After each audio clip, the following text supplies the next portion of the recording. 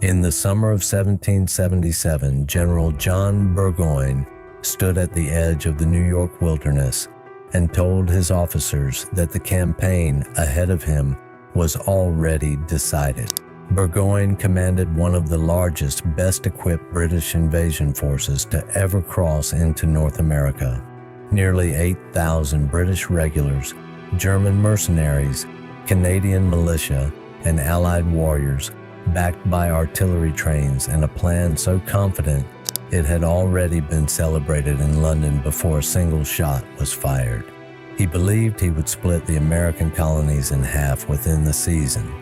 3 months later, his entire army would surrender in a field in upstate New York, and the men who broke him were exactly the kind of soldiers he had spent his whole career learning to dismiss. By early 1777, the British High Command had settled on a plan they considered close to unbeatable. Burgoyne would march south from Canada along the Hudson Corridor, while a second British force pushed up from New York City to meet him. Together, they would cut off New England, the heart of the rebellion, from the rest of the colonies and starve the revolution into collapse. Burgoyne requested the Northern Command personally, confident enough in his own abilities that he privately referred to the campaign as a formality rather than a fight. He had every reason for that confidence. His force was larger, better trained, and better supplied than anything the Americans could put in the field, and the early stages of the campaign proved him right. In July, Burgoyne's army captured Fort Ticonderoga without a real fight, sending the American garrison fleeing south in disarray. London celebrated. Burgoyne's reputation soared. The invasion looked unstoppable.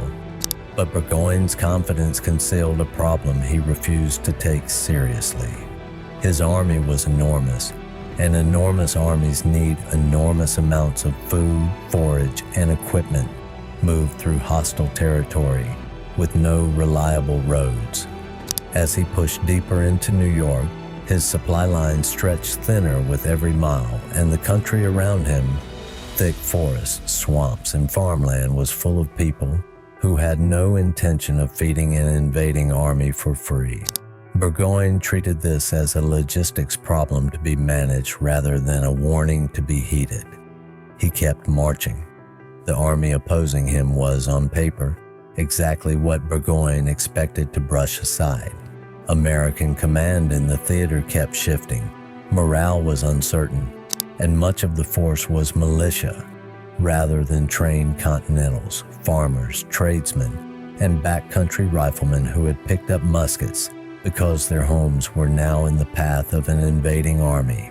What Burgoyne failed to account for was that this was not a war being fought for wages or glory. Every mile he advanced was through land these men had grown up on, and every farm his foragers stripped bare turned another undecided family into a hostile one. In August, Burgoyne made a decision that would cost him more than any battlefield defeat. He sent a detachment of roughly 700 soldiers, mostly German troops and loyalist militia, to raid the countryside near Bennington for horses, cattle, and supplies his army desperately needed. He assumed the mission would be simple, a quick raid against scattered farmers who would scatter at the first sight of regular troops. Instead, the detachment ran into a hastily assembled force of New Hampshire and Vermont militia under General John Stark, men with no formal training and everything to lose, who surrounded and destroyed the raiding party almost completely. Burgoyne lost nearly a tenth of his army in a single afternoon to men he had never considered a real threat. If you're the kind of person who wants to understand how confident invasions collapse from the inside, subscribe now, because the next part of this campaign is where Burgoyne's entire plan comes apart. By September, Burgoyne's situation had quietly become desperate, even as he continued acting like a man who was winning. His supplies were critically low. The second British force that was supposed to march up from New York City to meet him never came, delayed by orders that were never properly coordinated. Burgoyne was now alone, deep in hostile country, with a shrinking army and no realistic way to resupply. He pressed forward anyway, because retreat would have meant admitting the campaign had failed, and admitting failure was not something Burgoyne's pride allowed for. At Freeman's farm on September 19th, his army clashed with American forces gathering near Saratoga under General Horatio Gates. The fighting was fierce and Burgoyne technically held the field, but the cost was severe and the American resistance was far more organized and aggressive than anything he had faced since Ticonderoga. He had expected farmers who would break under pressure. Instead, he found men who fought like they had already decided dying in place was preferable to losing their homes. Burgoyne dug in and waited for reinforcements that were never going to arrive, watching his army shrink from disease, desertion, and dwindling rations while American militia kept flowing in from every direction, farmers leaving their fields, arriving with muskets and no formal orders beyond a shared understanding that this invasion needed to end. On October 7th, the two armies clashed again at Bemis Heights, and this time there was no ambiguity about the outcome. American forces, driven forward by officers acting well outside their actual authority, and by militia, who fought with a ferocity Burgoyne had never planned for, shattered his lines and forced his army into a retreat that had nowhere useful to go.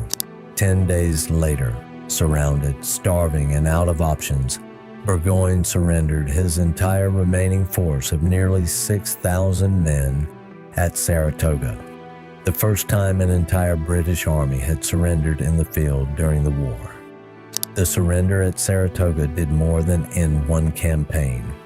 It convinced France that the American cause was worth backing openly, bringing French money, French ships, and French soldiers into a war that had, until that point, been a desperate colonial rebellion with long odds. Burgoyne spent the rest of his life trying to explain what had gone wrong, blaming the ministry in London for failing to coordinate the Second Army, blaming the terrain, blaming almost everyone but the assumption he had walked in with, that an army of farmers and tradesmen could not seriously threaten a professional invasion force. Historians have compared his collapse to other overconfident invasions throughout history, campaigns undone less by the enemy's brilliance than by the invader's refusal to take that enemy seriously until it was already too late. The fields around Saratoga are farmland again today, quiet and unremarkable, the kind of landscape you could drive past without a second glance. That is, in its own way, the entire point. An army that was supposed to end a rebellion in a single season was broken by exactly the kind of people it had planned to ignore. If you want to see how the next confident invasion falls apart, hit subscribe, because history is full of generals who made Burgoyne's exact mistake.